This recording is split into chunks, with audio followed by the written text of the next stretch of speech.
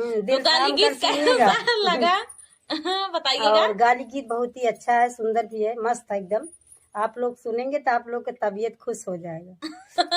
तो चलिए देर न करते हुए सुनाते हैं। सुनिए गाली गीत। मोरे पछवारे वाला मांगिया का डेरवा हो, मोरे पछवारा वाला मांगिया का पेड़वा, यार लावांगा चुवाई शादी राती, हाँ सीताराम से भजो यारे लावांगा चुवाई सारी राती, हाँ सीताराम से भजो।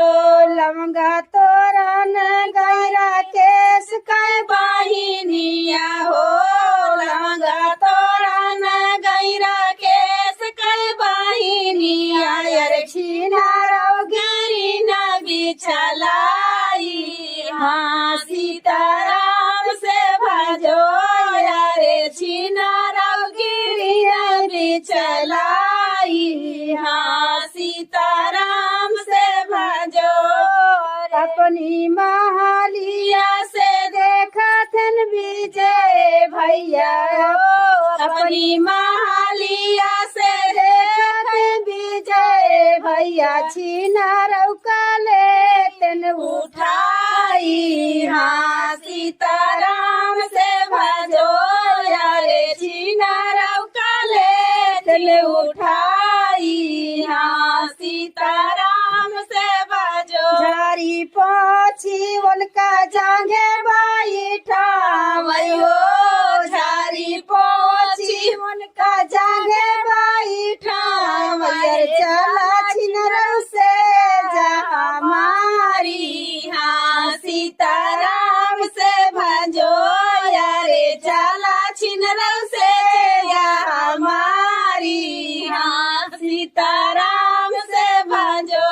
कैसे की चाली भैया तोहरे से जारिया हो, कैसे के चाली भैया तोहरी से जारिया, यार तोहरी तसना ऐसे डाढ़ी, हाँ सीताराम से भजो यारे तोहरी तसना ऐसे डाढ़ी, हाँ सीताराम से भजो।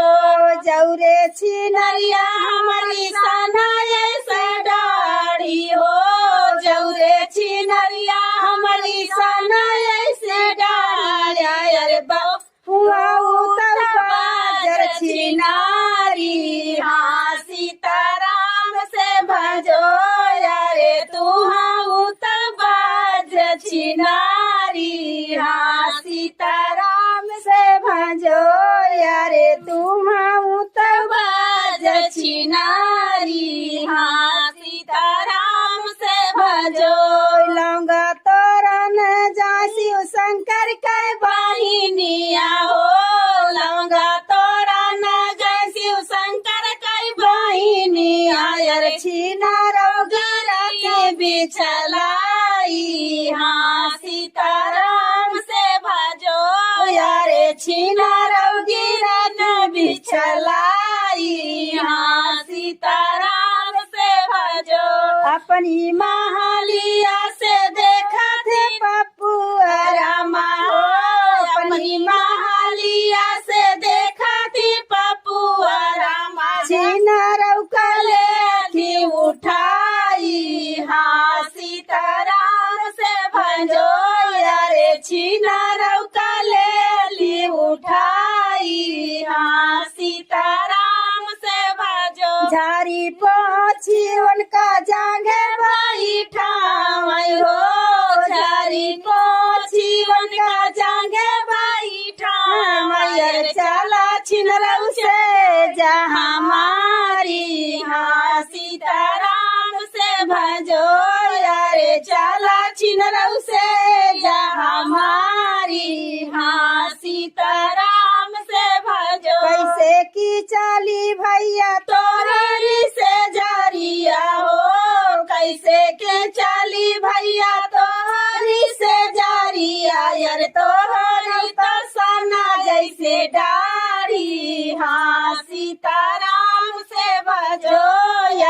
तो होता साना जैसे दाढ़ी, हाँ सीताराम से भजो। जौरे छिनरिया हमारी साना ऐसे दाढ़ी हो, जौरे छिनरिया हमारी साना ऐसे दाढ़ी। अरे तू बाजार छिनारी, हाँ सीताराम से भजो। अरे तू बाजार छिनारी, हाँ सीताराम से भजो।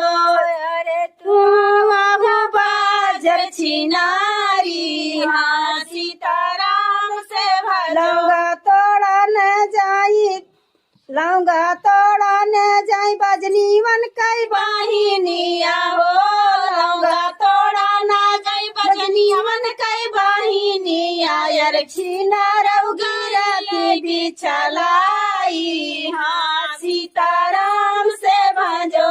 यारे छीना रउगिरा की बिछलाई, हाँ सीताराम से भजो। झारी अपनी महालिया से देखा थन गौना वाले, अपनी महालिया से देखा थे गौना वाले। छीना रउका ले उठाई, हाँ सीताराम से भजो।